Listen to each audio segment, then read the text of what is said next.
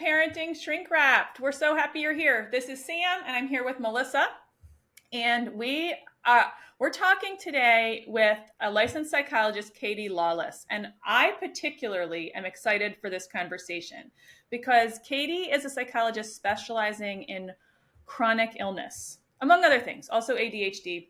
And she is a person living with chronic illness. And as someone who also has lived with chronic illness, I cannot wait to hear your tips and tricks. We did a prior episode talking about kids, like, supporting kids with health concerns, and it was really interesting for me to hear Dr. Missy Hendricks talk about what parents can consider. But the whole time I was like, but I want to know about it from the adult perspective. Like, what about when you're a parent, you're trying to like show up and do all the things and your body's like, sorry, not today, sister, right? So I'm excited to talk to you, Katie. Katie comes to this with a passion for the work that she does. As I said, she herself is a chronic illness warrior. And she wants to make others feel seen, supported, and empowered to create the meaningful lives they deserve during the uncertain times that chronic illness can throw their way. Katie Lawless, welcome to Parenting Shrink Wrapped. Thank you so much for having me. I'm so excited to be here. Can you start by telling us your story? Like how you got into this work? Tell us about you.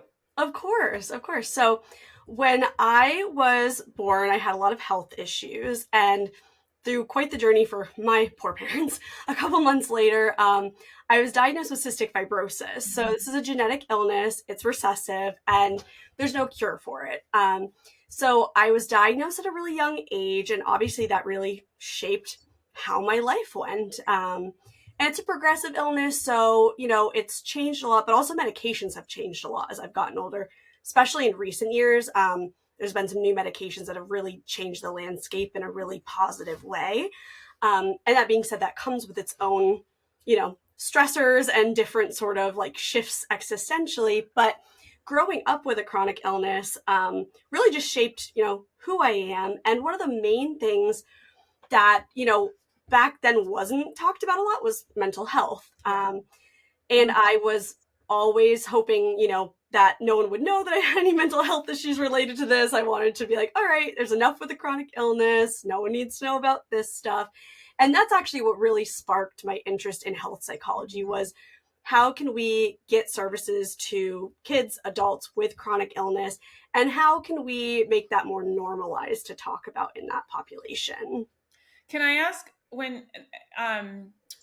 what were the types of mental health concerns that you dealt with as a result of the cystic fibrosis? I had a lot of anxiety. I didn't even know the word anxiety when I was a kid. But, I had a lot of somatic stuff. My stomach would be really upset beyond CF, and cystic fibrosis goes for CF for short, beyond CF. I also lost a lot of my hair one year from stress, and I would hide tufts of my hair because I didn't want anyone to know what was going on. Yeah, little Katie's so sweet. I would go to a dermatologist and they'd be like, well, we don't really know what's going on. And I clearly knew what was going on, but not sharing. So anxiety was the main one. Mm-hmm. And as I got older, some depression was thrown in there as well. Right. Hold anxiety for long enough and it creeps in like that, right? Yes, exactly. It's like the depression is a break from the anxiety for our bodies, I think. Mm-hmm. Mm-hmm. Mm-hmm. And what was your turning point? How did you learn acceptance?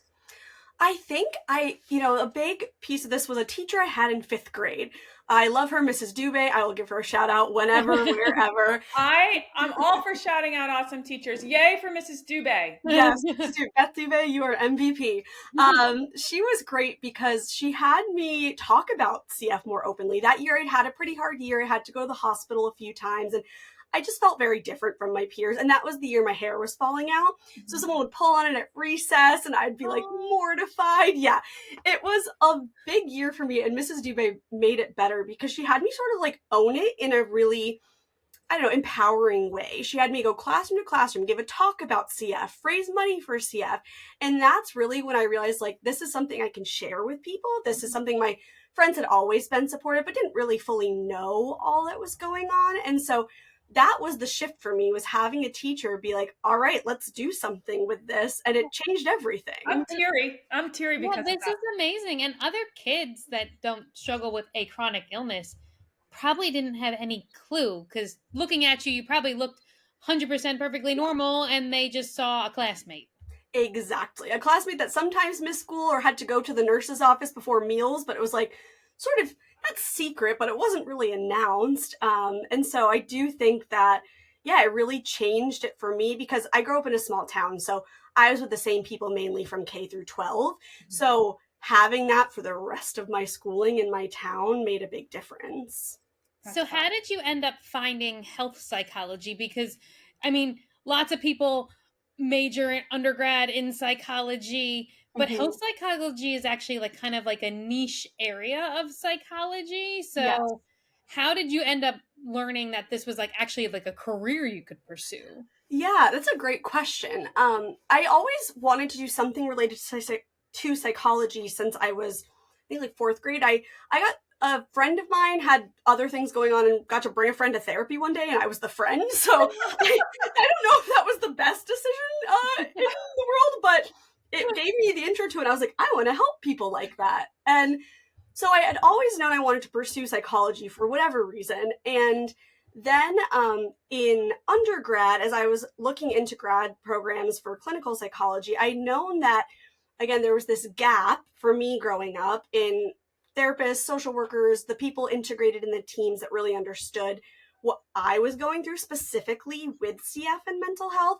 And so when I was looking at graduate programs, I started to look like, is there anyone who's doing research in this, kind of getting a lay of the land. And I saw that there were some programs, sometimes professors were doing research, but some had actual health psychology tracks or concentrations. And I went to Widener University and they had a health psych concentration there, and it sort of blossomed from that point on.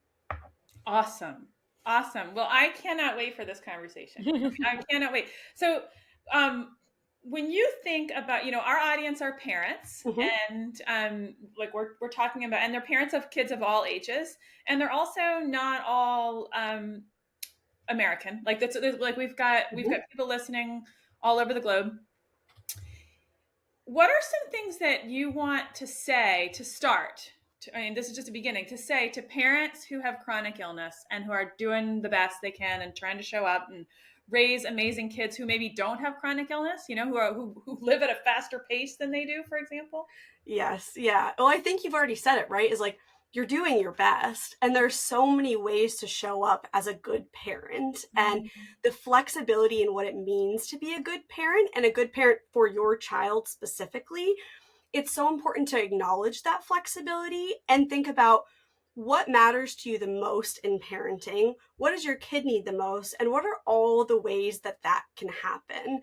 And I think self-compassion is essential in all of this, right? And like the comparisons that parents in general do for whatever reason to other parents, other families, just like anything with chronic illness, those comparisons do not apply to you, but we tend to do it anyways. So I think the main thing is like, you're doing the best you can, and what's really most important to you and your family, and how can you be flexible in the ways that you're getting to that point. I think that's really what makes parenting with chronic illness achievable and sustainable. Mm-hmm. Mm-hmm. What, like when you think of clients you've worked with who have chronic illness and who are parents, what are some of the like dilemmas that they raise, that they want to work on? Yeah, so I would say a huge one is being present. Like, how can I be there for my kids when I don't feel well, when I'm fatigued, when I have brain fog, I'm not my best self, we need to lay in a dark room, right? That's not really the most kid friendly activity in the world. So a huge dilemma is, how can I show up? Another is, how am I not going to be, the word always is like a burden, right, to the family, to the kids. And the word burden comes up when we talk about chronic illness, no matter what sphere it is. But I think particularly parents are so in tune with wanting to obviously be the parent in the relationship and take care of their kids, not feel like their family is centering around them. So I think a big dilemma is, how can I make sure that my kids are getting the attention and love they need, and that, you know, excess energy and attention isn't being put on me and this illness. So what do you tell your clients then that, might be down and out for periods of time? Like, what do they do instead to still be present and kind of, I mean, there's other ways to fix the inner monologue about being a burden, Mm-hmm. but there's also kind of the practicalities of, well, what do you do then in the times when you can and are capable? Yes. And I think that's the question, is like, what can you do, that quality versus quantity, right? So when you are able to show up, and I talk about values a lot in therapy. Like, how do you want to say you parented? How do you want to say you've lived your life? And how do we make that happen? And, a little bit of this is a little bit like the love languages, right? People talk about that with like, you give love in all of these different ways. So how does your child need love, and how are you capable of giving that? Maybe it's not roughhousing, running around the backyard when they're a young age, but is it little notes in their lunchbox? Is it, cuddles during movie time? Is it, just expressing your love for them verbally? And I think just recognizing like how your family can adjust to the ways that love can be given and felt, and communication. I think that's the underlying piece, is how do you communicate why you're down and out? How do you communicate why sometimes you are present, right? That open communication about emotions too is, I think, what gives families a better foundation to continue to thrive even with chronic illness in the background.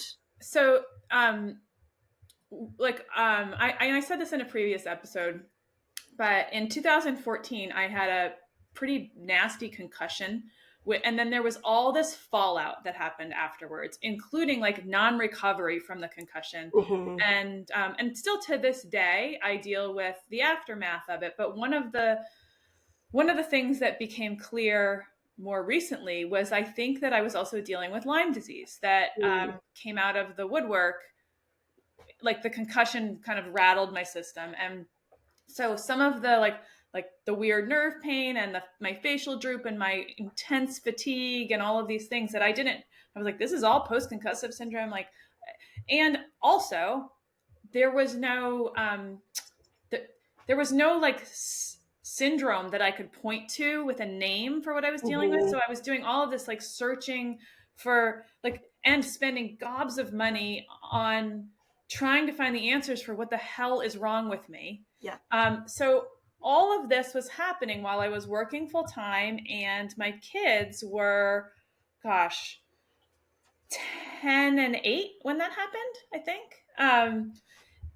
And I remember, like, it upended me. It was horrible. I had no energy left for much. Like, I was so depleted at the end of many days. And I couldn't always tell which days I was going to be depleted. So I share all of this because you said, talking about emotions, not just the state of how you're feeling, but your emotions. Mm-hmm. So there's a case study for you. It's not, I can't go back and rewrite time, but if I could, what would you recommend I do for my 8 and 10-year-old who then became like 15 and 17-year-olds? And again, like they knew that like mom's energy levels was touch and go. Like I couldn't always predict. Yeah. I mean, just to even recognize like how much you were going through then, working full time on top of first having the post-concussive syndrome, then having Lyme's, having 2 young kids. Like, I mean, that right there, I mean, it's no wonder you have no energy at the end of the days, right? And I can imagine, again, your feelings about that. Like, even as you talk about it now, right? You can see, I felt like, is this my forever? Is this ever going to get better? I was 39 when that happened. I'm 39 years old, and some days I feel like I'm 90. Like, I have so many years left on this planet. Are they all going to be like this? Those are thoughts that I'm sure other people. Yeah. You probably had those too, Katie. I'm all sure. The time. Yeah. Mm-hmm. All the time. I think, there's a community of people that call it like the no end in sight, right? Because that's really what it is. You don't know. So it's, how do I cope with, if this is my new normal, what do I do with this? And I think, like you said, kids can recognize like, okay, mom's energy goes up and down, kind of unpredictable. And I think talking about what that was like for you too, to say, like, I'm sad when I can't come play, or sometimes I feel angry that my body does this, and really like naming emotions and making that normalized, because as we normalize that, one, kids are obviously more perceptive than we ever think. They know that other stuff is going on, right? And so I think for them to feel in the know, included into what's going on with my parent right now, and it normalizes for them to say, I feel angry that mom couldn't come to this event, or I feel sad when, you can't play this with me, or I wish I could have friends over more, but I know that's too much for mom and that makes me sad. I think to be able to label those emotions, talk about them freely, again, age dependent, right? Without overburdening children, but that's not really what often parents are doing. Sometimes they want to act like everything's normal, or when they are present, they just want to be fully present. Yeah. And then it's not really acknowledging the grieving that's going on for everybody involved. So I think being able to talk about that in the emotional capacity as well as the physical capacity is something that can really help both the parent and the kids just feel more cohesive together. Sometimes I think parents shy away from the emotional piece because of the thing you said earlier is I don't want to be a burden. So I don't want to say I'm sad or I'm angry, because they fear that if they say their sadness or their anger, they're going to like somehow ask their kids by accident to carry that sadness or anger, right? Would you see that? Is that something you see? Oh, yeah. I mean, I think just in general therapy, so many people, like if they're coming in for anxiety, they don't want to tell their kids they have anxiety. They don't want to talk about it because they don't want it to feel like it's the kid's job to take care of it. But again, talking about it openly in that way of like, I feel sad and there's nothing for you to do with the sad, but I just want to tell you how I feel, or I just want you to know that it's normal to feel sad like this. So wait, you said this, that's what the parents should say? Sorry, I keep talking and Melissa obviously has a question. Yeah, the parents can talk just about that, to be truly open about the process that's going on. And to say there's nothing you have to do about the sadness. That's the key. Like I'm dealing with this, you don't have to fix it. Like label that too. Exactly. Okay. I was also going to add, Katie, if you recommend parents explaining to their kids age appropriately like what is going on, because I've been in situations before where I've had parents who try to hide the fact that they have something as big as cancer. Oh my gosh, yes. Yes. So like I actually know of people that have tried to hide this kind of massive diagnosis, and obviously something that requires like kind of invasive treatments most of the time from their kids. So not only are they not informing them of the actual physical process that is taking place because they're afraid to make their kids scared, is usually the perception that I've picked up on.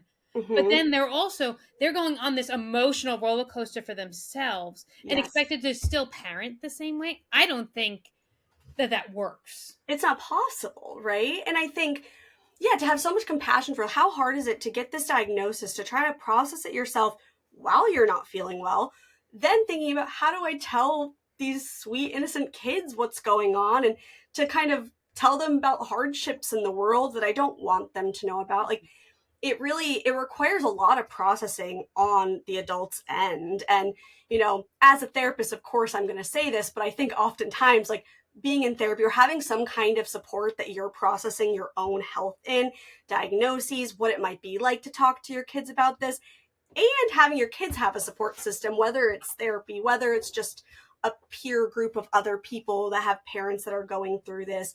But I think it requires so much processing on our end to come to terms with something like this. And like you said, I mean, how do you show up, again, as a parent you want to be, or with those values, when you're trying to contain so much on your own and not share that? Your kids are going to pick up on things, and we know if something's ambiguous, our brains, because of survival instincts, fill that in with negative, right? So if mom and dad are being weird, we don't know why, like maybe it's me, maybe I did something, So I think, again, while it's well-intentioned, having that not be spoken about can often make kids jump to even worse conclusions or internalize something about what's going on. I'm so glad you said that. I'm so glad you, and Melissa, I'm sorry I kept talking. It didn't let you ask that awesome question. I just needed to get it out, Sam. I mean, I'm thinking like, look, like I mess up as a parent. I'm not, knock on wood, I don't struggle with a chronic illness Mm-hmm. to date.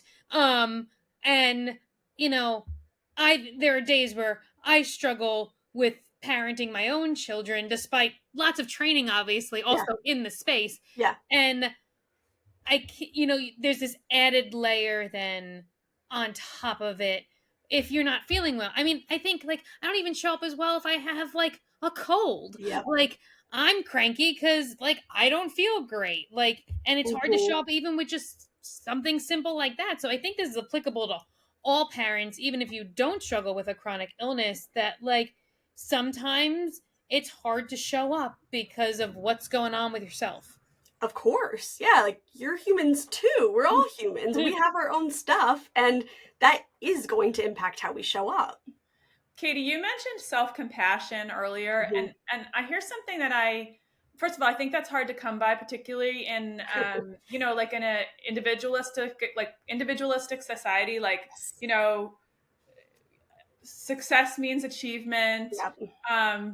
Manage it yourself and take pride in your own accomplishments, right? Also, some people learn to motivate themselves by yelling at themselves, like by being a drill sergeant inside their own head, like just do it, dang it, right? Like, so, and whatever that sounds like. Self-compassion can feel like, wait, I can't do that because I'll be putting the brakes on or letting off the gas on something. Like, this is how I know how to make my life work. Yes. So talk about what self-compassion is and how to embrace it in a culture that doesn't promote it. That is such a great point, because I can think of clients I have right now who are like, Katie, just yell at me a little. Just tell me to do the thing. And I'm like, you're seeing the wrong therapist for that. That's not going to be me. And I say, well, you're doing that yourself already. How's that working out for you, right? Like, and I think it's so true, because there's a misconception that self-compassion means just giving yourself excuses. You're not going to do anything. We have this like reliance on, like you said, like being strict or critical as motivation. And, actually working with parents, I love it because, oftentimes you'll say, well, how do you motivate your child? Like, have you noticed it's best if you say like, you can do it, this is tough, but like you have the strength to do this thing? Or is it like, you're so bad, you'll never do this thing unless you ever, right? Like, I often say, well, what would you say to your child? And then I say, can you practice saying that to yourself? So parents have such a good pipeline for that, which I love. But yeah, how do we practice separating ourselves from what we've learned in society? And again, thinking about, well, at the end of your life, do you want your kids to say, oh, mom showed up to work every day? Maybe.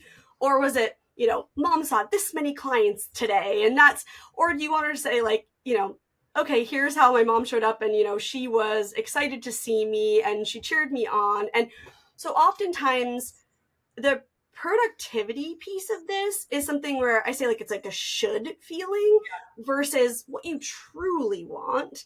And I often say, experiment with it. How does it go if you try to talk to yourself like you talk to your child for a day? Do you still get the things done that you need to? What did it feel like to get those done? And you start to see that perhaps that motivation of yelling at yourself isn't the only way, or isn't, actually as efficacious as you might think it is.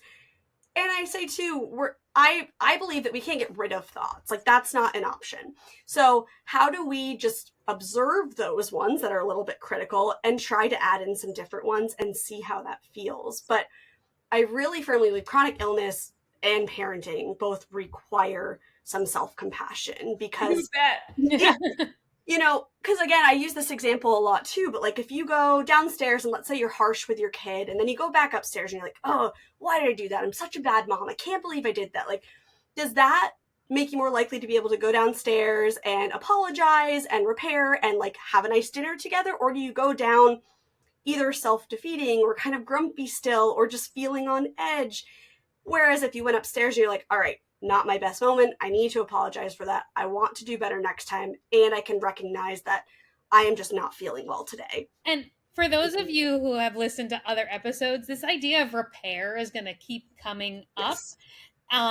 And I think it's probably one of the most important aspects of parenting. We're all going to screw up. Yep. And the repair is the most important part. And like owning it. Like we're all humans too. Like we mess up, we make mistakes, and it's okay to apologize and try to do better the next time. Mm-hmm. Yeah, and you're more likely to do that if you aren't berating yourself True. and then entering still dysregulated, right? And I think that's so important, that the repair is the important piece. And you're also modeling repair for your kids to do. And that's kind of a great secondary gain from this. You had just mentioned something that the modeling piece of all of this, I've been kind of chewing on behind the scenes over here. Like,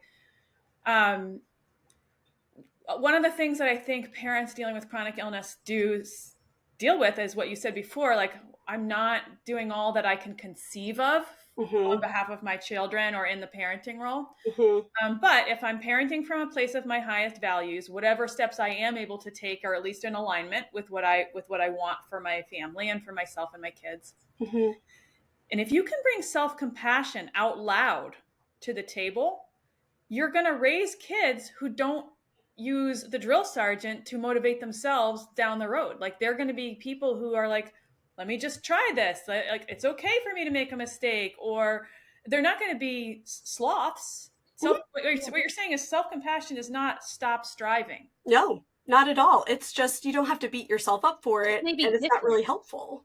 Yeah. So interestingly, you know, we began by kind of this assumption that chronic illness was a setback and was something that was going to be an impairment in the family or in the parenting life. But as I have listened to this conversation, one of my takeaways is actually it can serve as a springboard for the type of modeling that's going to serve the parent with the chronic illness, and it's going to create kids who then go out into the world and bring self-compassion, bring patience, bring acceptance of what is. You know, who roll with the punches. Like, those are all amazing skills that your children may not, that you may be the source. Well, and Sam, it's such a gift because, like you're saying, you're the source because, like, for instance, I'm assuming, Katie, you have a recessive illness, so your parents don't have CF. No. Carriers and didn't know they were carriers. And didn't know it. You know, so you might be a first generation parent of having a chronic illness and kind of having to rewrite the parenting story because the modeling that you received wasn't necessarily from that of a parent with chronic illness. No, I didn't really know any people with chronic illness growing up. Certainly not adults, certainly not my parents. And you're right. I mean, it's not to negate that this is hard. There is so much pain in this for you, for kids, but that pain, again, if pain is inevitable, how do we make this a value direction from it? Like you said, there are gains to be had from this too. And it really stinks to go through sometimes. Both can be true, but there are gains to be had. Both can be true. This is a lot of yes and. Yes. Yeah. Yes. Katie, it has been such a pleasure to talk with you today. And for me personally, it's been a pleasure, like, just to hear your professional perspective. And I think that I hope that our listeners are as touched as I have been, hearing you speak with such I'm sure this comes from your self-compassion, but it's clear you have compassion for the people you work with also. Like, it's clear your clients are in understanding great hands. Just the way you speak about. You have a passion for what you do, and it's really evident. Yep, very clear. So if people want to find you, Katie, how can they find you, reach out to you? Yeah, my website is drkatielawless.com, so DR, not full doctor. Okay. And yeah, if you're in New York or Maryland and you're looking for a therapist who gets it, or you want to touch base at all, feel free to reach out. And we'll make sure that's also included in the show notes for anybody who is looking for it. Katie, thank you so much for being on with us today and addressing such an important topic. So everybody needs to practice some self-compassion. Yes, that will always be my message. Thank you for creating the space to do this, because I think parenting and chronic illness isn't talked about enough. So I'm really glad that you guys are interested in having this discussion. Aw. We were so happy to have you. And thank you for everyone for listening in today. And thank you for all the parents out there raising the next generation of world changers. See you on the next episode.